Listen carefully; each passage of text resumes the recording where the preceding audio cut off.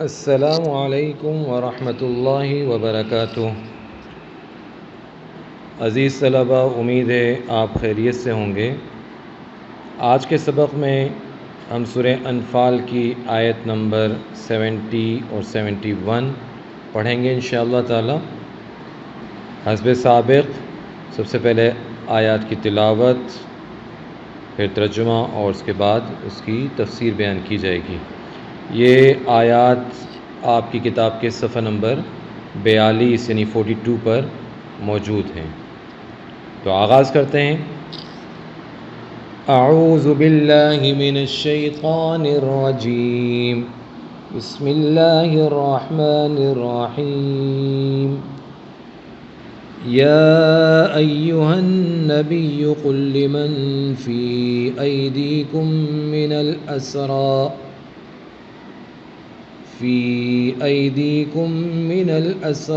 إن يعلم الله في قلوبكم خيرا يؤتكم خيرا مما أخذ منكم ويغفر لكم والله غفور رحيم۔ وَإِن يُرِيدُوا خِيَانَتَكَ فَقَدْ خَانُوا اللَّهَ مِن قَبْلُ فَأَمْكَنَ مِنْهُمْ وَاللَّهُ عَلِيمٌ حَكِيمٌ۔ صدق اللہ العظیم وصدق رسولہ النبی الکریم۔ اللہ تعالیٰ ارشاد فرماتے ہیں، اے پیغمبر، جو قیدی تمہارے ہاتھ میں گرفتار ہیں ان سے کہہ دو، اگر خدا تمہارے دلوں میں نیکی معلوم کرے گا تو جو مال تم سے چھن گیا ہے اس سے بہتر تمہیں عنایت فرمائے گا اور تمہارے گناہ بھی معاف کر دے گا، اور خدا بخشنے والا مہربان ہے۔ اور اگر یہ لوگ تم سے دغا کرنا چاہیں گے تو یہ پہلے ہی خدا سے دغا کر چکے ہیں، تو اس نے ان کو تمہارے قبضے میں کر دیا، اور خدا دانا حکمت والا ہے۔ تو عزیز طلباء، آپ کے سامنے آیات کی تلاوت اور ترجمہ پیش کیا گیا۔ اب اس کی ان آیات کی تفسیر میں آپ کے سامنے پیش کرتا ہوں۔ دیکھیے، گزشتہ آیات میں آپ کو یاد ہوگا کہ غزوہ بدر میں جو 70 سردار مشرکین کے قید ہوئے تھے ان کو فدیہ لے کر چھوڑنے کے حوالے سے قرآن میں اللہ تعالیٰ نے جو ہے وہ ہدایت دیں، احکامات عطا فرمائے۔ یہ جو 70 قتل کیے گئے اور 70 جو پکڑے گئے، یہ کون لوگ تھے؟ آپ کو یاد ہوگا، ہم تھوڑا سا اور جو ہے وہ ماضی میں چلے جاتے ہیں۔ حضور اقدس صلی اللہ علیہ وسلم نے جب نبوت کا اعلان فرمایا اور لوگوں کو اللہ کی طرف بلایا، تو یہی بڑے بڑے سردار اور مشرکوں کے بڑے بڑے سرغنے اور غرور و تکبر میں ڈوبے ہوئے یہ لوگ رسول اللہ صلی اللہ علیہ وسلم کے مخالف بن گئے، اور اس وقت جو تھوڑے سے مسلمان، جو لوگ ایمان لائے تھے، جو صحابہ تھے، ان کے شدید ترین دشمن بن گئے، اور ان پر جو ظلم ہو سکتا تھا انہوں نے کیا، اور اگر کسی نے ظلم نہیں کیا تو ظلم کرنے والوں کا ساتھ ضرور دیا۔ آپ جانتے ہیں حضرت بلال رضی اللہ تعالیٰ عنہ پر کیا ظلم ہوئے اور دیگر صحابہ پر کیا ظلم ہوئے، کس قدر وحشیانہ مظالم ان مسلمانوں پر کیے گئے۔ اب جب یہ لوگ مسلمانوں کے ہاتھ لگے تو دنیا میں تو ایسا ہوتا ہے کہ اگر کوئی ایسا دشمن ہاتھ لگ جائے تو اس کے ساتھ بھی ایسے ہی وحشیانہ سلوک کیا جاتا ہے، اور اس کو قتل کرنے سے پہلے بھی جتنی اذیتیں دی جا سکتی ہیں اتنی اذیتیں دے کر پھر اپنا کلیجہ ٹھنڈا کر کے پھر اس کو مارا جاتا ہے دنیا میں. تو طریقہ کار یہ ہے. لیکن اسلام چونکہ محبت کا، رواداری کا، انسانیت کا درس دیتا ہے، اس لیے اگر کوئی ایسا مجرم ہے جس کو سزائے موت دینا طے ہے، شریعت نے طے کر دیا کہ اس کو سزائے موت دینی ہے، تو تب بھی اس کے ساتھ ایسا سلوک کرنے کی اجازت اسلام نہیں دیتا. اور پھر آپ دیکھیے کہ یہ بڑے بڑے سردار جنہوں نے مظالم کیے تھے مسلمانوں پر، جب یہ مسلمانوں کے ہاتھوں قید ہوئے تو رسول اللہ صلی اللہ علیہ وسلم نے ان کے ساتھ کیا معاملہ کیا؟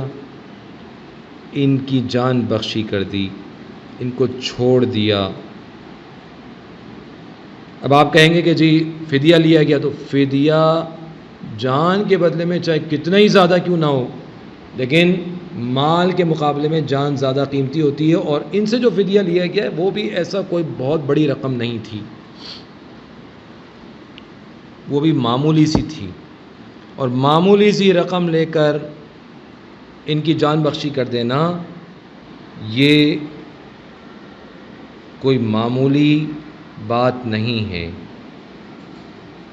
یہ کوئی معمولی مثال نہیں ہے کہ ایسے وحشی دشمنوں کے ساتھ رسول اللہ صلی اللہ علیہ وسلم کا یہ سلوک، صحابہ کا یہ سلوک، کہ ان کو باوجود اس کے کہ اب ان کے ساتھ جو چاہیں کر سکتے ہیں ان کو چھوڑ دیا گیا. یہ بہت بڑی انسانیت کی مثال ہے. اور پھر آپ یہ دیکھیے مزید اس پہ کیا ہے، مزید اس پر یہ ہے اللہ تعالیٰ کا لطف و کرم، اللہ کا فضل، اللہ تعالیٰ کی مہربانی، اس کی رحمت، کہ یہ جو رقم فدیے میں دی جا رہی ہے اور ان سے فدیے میں لے رہے ہیں مسلمان اور یہ مشرکین دے رہے ہیں،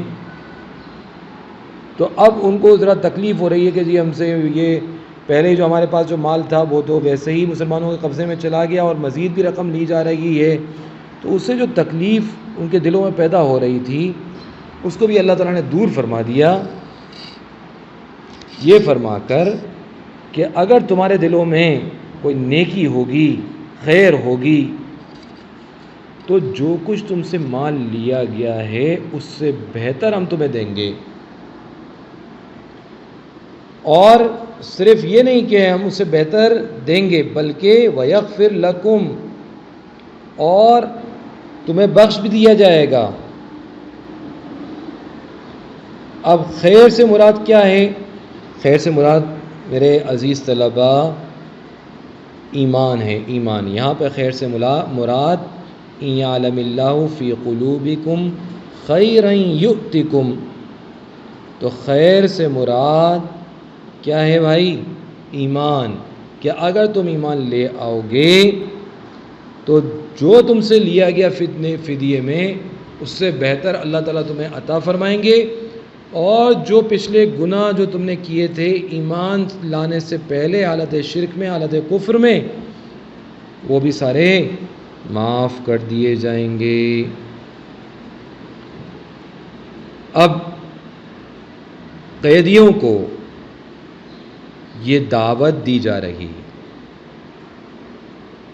کہ دیکھو سوچ لو،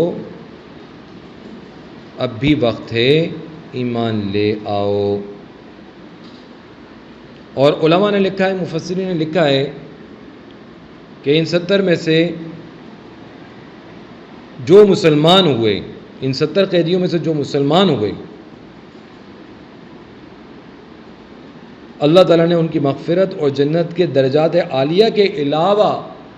دنیا میں بھی ان کو اتنا مال و دولت دے دیا جو ان کے فدیے سے کئی گنا زیادہ تھا. اور اکثر مفسرین نے فرمایا کہ یہ آیت حضرت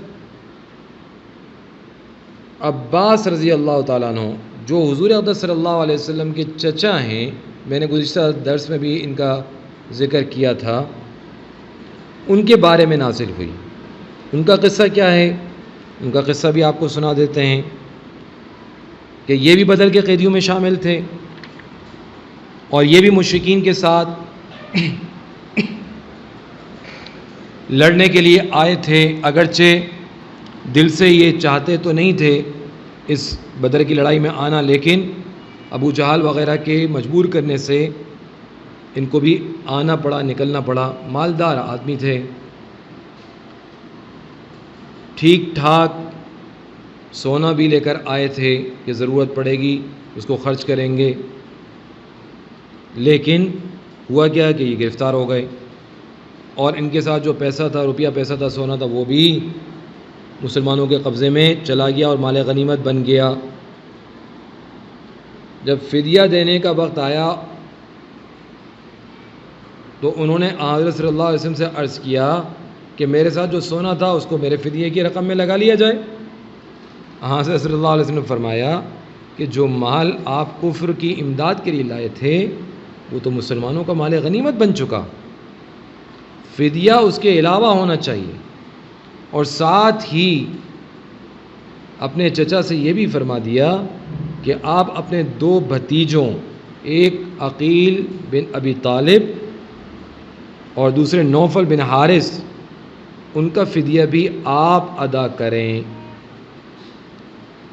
حضرت عباس نے عرض کیا کہ اگر اتنا مالی بوجھ مجھ پر ڈالا گیا تو مجھے تو قریش سے بھیک مانگنی پڑے گی، میں بالکل فقیر ہو جاؤں گا، ایک تو اپنا فدیہ بھی دوں، پھر اپنے 2 بھتیجوں کا فدیہ بھی دوں۔ تو رسول اللہ صلی اللہ علیہ وسلم نے فرمایا کیوں، کیا آپ کے پاس وہ مال موجود نہیں جو مکہ سے روانگی کے وقت آپ نے اپنی اہلیہ ام الفضل کے حوالے کیا تھا؟ اب اس کا قصہ یہ ہے کہ جب حضرت عباس رضی اللہ تعالیٰ عنہ جب روانہ ہونے والے تھے، اگلے دن اگلی صبح کو یہ لشکر روانہ ہونا تھا، تو رات کو اکیلے میں اندھیرے میں کسی کو بھی پتہ نہیں چلا، کانوں کان کسی کو خبر نہیں ہونے دی، اپنی بیوی کو کافی سارا مال دیا کہ دیکھو میں جنگ میں جا رہا ہوں، ہو سکتا ہے کام آ جاؤں، تو تم اپنی اور میرے بچوں کے لیے یہ رقم استعمال کر لینا، یہ مال استعمال کر لینا، تمہیں کوئی پریشانی نہ ہو۔ اچھا خاصا روپیہ وہ اپنی اہلیہ محترمہ کو دے کر آئے تھے۔ اب اس کی تو کسی کو بھی خبر نہیں تھی، اور انہوں نے کسی سے اس کا ذکر بھی نہیں کیا۔ اس کا اگر معلوم تھا تو حضرت عباس کو اور ان کی اہلیہ کو، یا پھر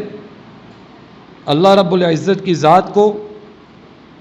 اور ادھر وہ سن رہے ہیں حضور اقدس صلی اللہ علیہ وسلم کی زبان مبارک سے اس رقم کا ذکر، وہ بڑے حیران ہوئے اور اس کیا کہ یہ آپ کو کیسے معلوم ہوا، جبکہ وہ میں نے رات کی تاریکی اور تنہائی میں اپنی بیوی کے سپرد کیا تھا اور کوئی تیسرا آدمی اس سے واقف ہی نہیں ہے۔ آپ صلی اللہ علیہ وسلم نے فرمایا کہ مجھے میرے رب نے اس کی پوری تفصیل بتا دی ہے کہ آپ نے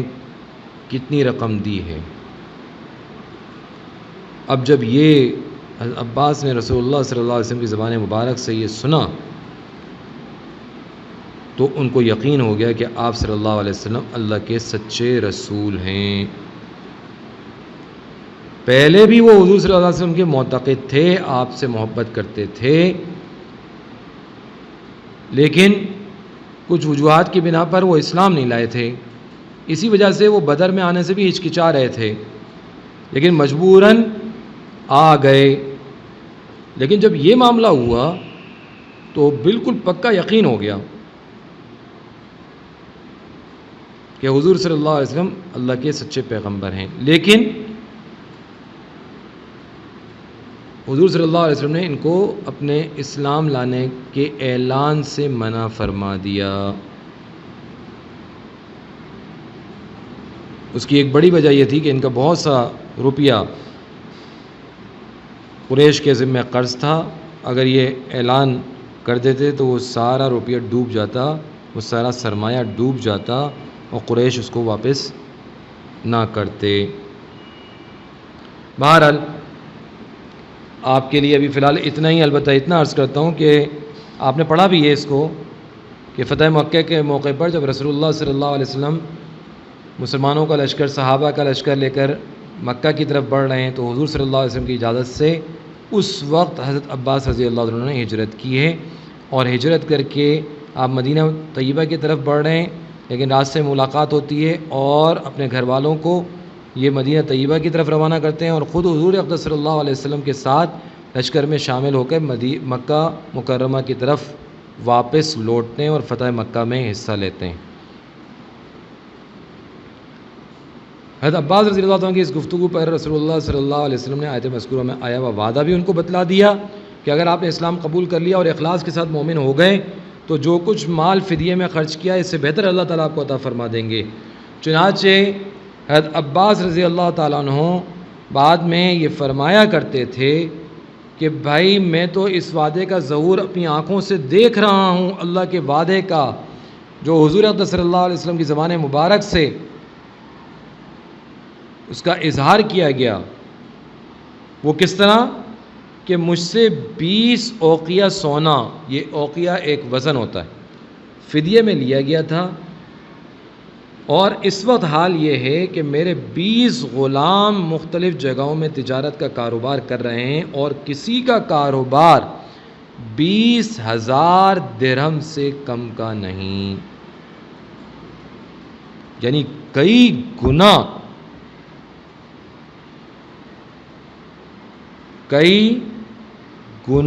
اللہ تعالیٰ نے بڑھا دیا، مال بڑھا دیا۔ اور پھر اس پر فرماتے ہیں کہ اس پر مزید یہ انعام اللہ تعالیٰ نے مجھ پر یہ فرمایا کہ حجاج کو آب زمزم پلانے کی خدمت بھی مل گئی، جو میرے نزدیک ایسا انعام ہے کہ سارے اہل مکہ کہ تمام اموال بھی اس کے مقابلے میں آ جائیں تو ان کو بھی اس انعام سے، اس جو مجھے خدمت ملی ہے اس سے میں کم سمجھتا ہوں۔ تو اللہ تعالیٰ نے جو وعدہ کیا اس کو پورا کر دیا، اور اللہ تعالیٰ کا وعدہ سچا ہوتا ہے۔ بس ہمیں اللہ تعالیٰ اس پر ہمیں ایمان عطا فرما دیں اور ہمارا ایمان اس پر مضبوط کر دیں۔ تو یہ قصہ حضرت عباس رضی اللہ تعالیٰ کو میں نے آپ کو سنایا اس آیت کے حوالے سے کہ جو کچھ ان سے لیا گیا فدیے میں اس سے اللہ تعالیٰ بہتر عطا فرمائیں گے اور ان کی مغفرت بھی کریں گے۔ اگلی آیت میں ایک شبہ اور ایک خدشہ جو تھا اس کو زائل کیا گیا، وہ یہ تھا کہ اگر کچھ لوگ مسلمان ہو گئے، جیسے ہو بھی گئے تھے غزوہ بدر کے قیدیوں میں، لیکن لوگوں کے دلوں میں یہ کھٹکا تھا، یہ خدشہ تھا کہ شاید یہ لوگ مکہ پہنچ کر اسلام سے پھر جائیں اور پھر ہمیں کوئی نقصان پہنچائیں۔ تو اللہ تعالیٰ نے اس خطرے کو اس طرح دور فرمایا کہ اگر یہ لوگ آپ کے ساتھ خیانت کا ارادہ کر لیں تو اس سے آپ کو کوئی نقصان نہیں پہنچے گا، کوئی نقصان نہیں پہنچے گا، یہ آپ کو نقصان نہیں پہنچا سکتے، کیونکہ یہ لوگ پہلے ہی اللہ تعالیٰ سے خیانت کر چکے ہیں۔ یعنی جو میثاق ازل الست بربکم قالوا بلا، اس میں اللہ تعالیٰ کے رب ہونے کا، اس کے خالق اور مالک ہونے کا اقرار کیا تھا، رب العالمین ہونے کا اقرار کیا تھا۔ دنیا میں آ کے اس کی مخالفت کرنے لگے تو یہ خیانت خود ان کے لیے نقصان دہ ثابت ہوئی، اور نتیجہ کیا ہوا کہ ذلیل و خوار ہوئے، قتل ہوئے، گرفتار ہوئے۔ تو اگر پھر دوبارہ کریں گے تو اللہ تعالیٰ تو دلوں کے رازوں تک کو جانتے ہیں، یہ اللہ تعالیٰ سے کیسے چھپائیں گے؟ آپ کی مخالفت کریں گے، آپ کے خلاف سازشیں کریں گے تو اللہ تعالیٰ کے قبضہ قدرت سے باہر تو نہیں گئے، نہ جا سکتے ہیں۔ تو جس طرح پہلے اللہ تعالیٰ نے ان کو یہاں لا کر ذلیل و خوار کیا، اسی طرح اللہ تعالیٰ پھر ان کو پکڑیں گے۔ تو اس خدشے اور خطرہ جو دلوں میں پیدا ہو رہا تھا اس کو اللہ تعالیٰ نے دور فرما دیا، اور ان کو دعوت بھی دے دی، ان قیدیوں کو دعوت بھی دے دی اسلام کی طرف کہ تم لوگ اب آزاد ہو گئے، کوئی جبر نہیں ہے، کوئی زبردستی نہیں ہے، اپنے گھروں کو تم جا رہے ہو، مکہ جا رہے ہو، وہاں اچھی طرح سوچ سمجھ لو، غور کر لو، اسلام لے آؤ گے تو دنیاوی اعتبار سے بھی فائدے میں رہو گے اور اخروی اعتبار سے بھی، آخرت کے اعتبار سے بھی فائدے میں رہو گے۔ ہر صورت میں فائدہ ہے اسلام لانے سے، اور اگر تم ایسا نہیں کرو گے، مسلمانوں کے خلاف سازشیں کرو گے، رسول اللہ صلی اللہ علیہ وسلم کی مخالفت کرو گے، تو جیسے ابھی نقصان اٹھایا پھر نقصان اٹھاؤ گے۔ آج کا درس یہاں ختم کرتے ہیں، اگلی آیات کے ساتھ پھر حاضر ہوں گے انشاءاللہ تعالی۔ السلام علیکم ورحمۃ اللہ وبرکاتہ۔